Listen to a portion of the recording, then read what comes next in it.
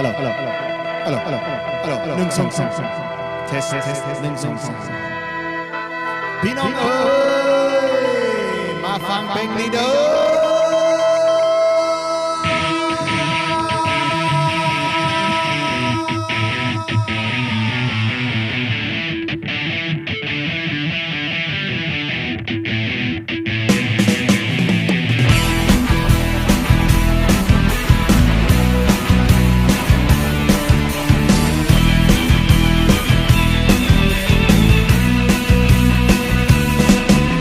ก็มีแฟนแล้วงามคือนางฟ้าเข้าใจบ่แต่มื้อวานนี้เฮาไปเล่นน้ำพกมู่แล้วเฮาเล่นน้ำกันแลกสายตากันแต่บ่แม่นตาของเรา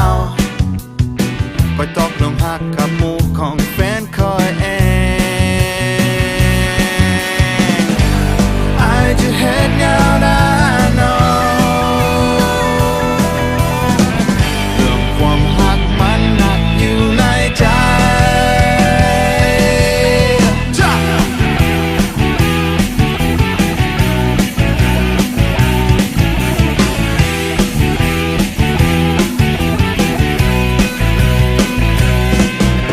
สมมติว่าคอยมีแฟน2 คนจะได้บ่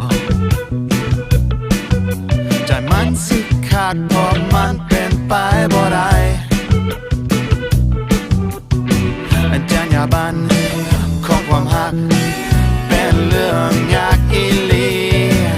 หักสาว2 คนมันแสนทรมาน